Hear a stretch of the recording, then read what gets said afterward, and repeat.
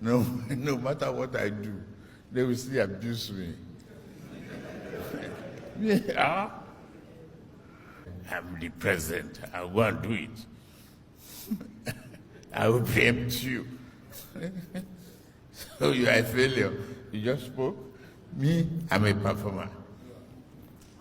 Imagine waking up tomorrow and realizing that things you used to buy for 100 naira now cost 250 naira. Some might say, oh, it's inflation. But what if I told you it's not just about prices rising, it's also about Nigeria's new tax laws that have touched almost every aspect of our daily lives? Now, stay with me, because today's gist is one you do not want to miss if you care about how your money is moving in this country. Please, before we go deeper, like this video and subscribe to the channel. I promise, you'll thank me later. Alright, let's break down what's really happening. The federal government just introduced some tax reforms, and let me tell you, Nigerians everywhere are talking. These are not your regular, everyday taxes.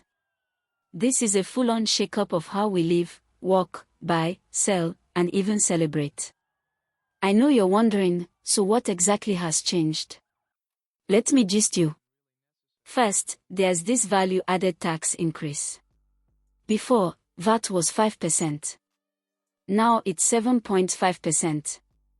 At first, that number doesn't sound wild, but when you buy bread, or see your shopping bill at the supermarket, or even renew your DSTV, that extra 2.5% pinches you.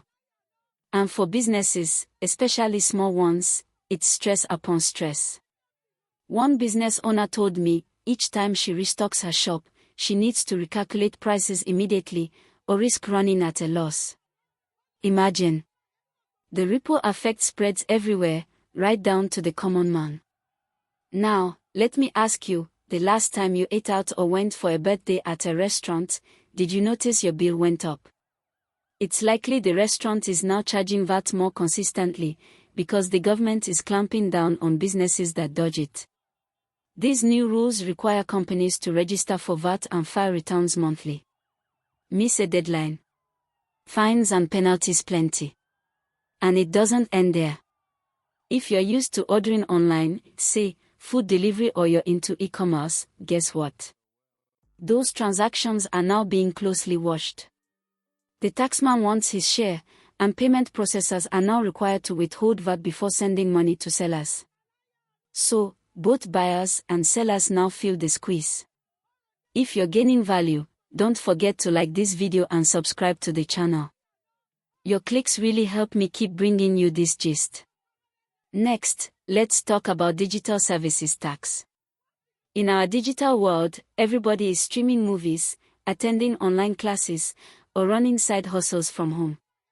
Well, the government is now looking at foreign online companies, think Netflix, Spotify, Facebook ads, Google ads.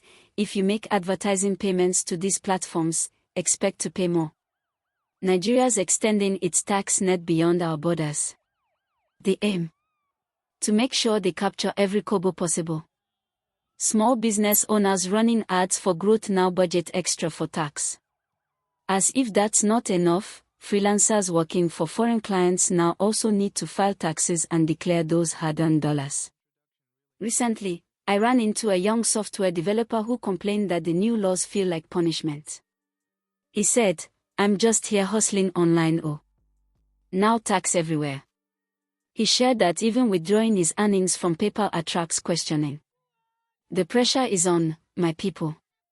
Let's move to property and real estate. Before, property taxes were burdensome but bearable. Now, the government is aggressively pushing state governments to increase collections. So, if you live in Lagos or Abuja and your landlord suddenly hikes your rent, part of it could be because more taxes are due on every unit. And for businesses, registration and renewal of business premises permits are steadily increasing. I have a friend running a supermarket on the island. Last year he paid double what he paid for business premises tax, just so he could reopen for business. Nigeria's new tax regime is determined to catch everyone in its net. Now, you might say, but the government needs money to provide services. Of course, yes. Taxes are the backbone of public spending everywhere, but Nigerians are asking, where is the improvement? Some people, for example, are worried because they see these taxes, yet still deal with bad roads, inconsistent power, and limited water. This is where the conversation gets tense. One civil servant I interviewed said, if more tax means better infrastructure, maybe it's worth it. But when we pay, what do we see? The room always gets quiet. Wait, oh. Don't forget to like this video and subscribe to the channel for more stories that affect you directly. Okay, let's gist about the new stamp duty rules. Now, bank transfers above a certain amount are attracting stamp duties. People were shocked to see that sending money to their mom or cousin suddenly comes with bank charges, and not just one, but sometimes a string of charges for stamp duty, VAT, processing fee, and whatever else the bank feels like adding. A viewer from Ibadan once shared with me, she sent 50,000 naira to her son and later saw over 1,000 naira deducted in different charges. She almost didn't believe it. Nigerians aren't happy, and banks get the brunt of the complaints, but in reality, the banks are just following federal guidelines. But what about the informal sector? If you think that new taxes only affect big organizations, think again. In major markets from ABA to Kano, local governments are now under pressure to collect more taxes and levies. Traders pay market tolls, shop levies, environmental fees, daily taxes.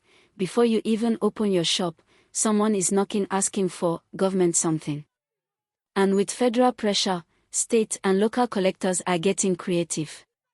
I heard one story that blew my mind, a tailor in Onitsha getting taxed for a signboard, another for having a generator, another for environmental sanitation. Some said they now pay as many as 7 or 8 separate levies per year, and sometimes these collectors don't even issue receipts. If you try to argue, well, business may not be easy that day. A quick pause, like this video and subscribe, so you never miss any gist like this. Alright, back to it. The government's reason for all this is to formalize more of Nigeria's massive informal economy. Many businesses and individuals operate outside traditional tax systems, so the push is to bring more people under the revenue umbrella. But the way it affects everyday living, chai. Some young entrepreneurs say the paperwork and the penalties for defaulting are enough to give you a headache. And small businesses barely making a profit feel like the taxman is their landlord. Now, another shocker, surcharges on luxury items. That new iPhone. Big TVs. Fancy generators. Imported wines. They all attract higher taxes now. The rationale is, those who can afford luxury goods should pay more. But critics argue, what about people importing these items for resale, or those using them for business? A content creator who films weddings told me her new camera equipment almost didn't clear customs, unless she paid huge duties and new taxes. Let's also talk about the SME angle. Many small businesses used to operate informally. These days, the Corporate Affairs Commission is moving fast to register all businesses, plus the FAS is revamping its database to catch everyone, not just the major brands. Suddenly, tailors, makeup artists, content creators, tech bros, even YouTubers are getting emails and texts requiring them to declare their taxes. Miss a step, and the fines pile up. It's stressful, and some say it kills the entrepreneurial spirit, but the law is the law. Meanwhile, established companies are facing new compliance requirements. Audit fees, documentation, online filings, errors attract huge penalties. Some companies complain they now need to hire tax experts full-time. It's not all gloomy.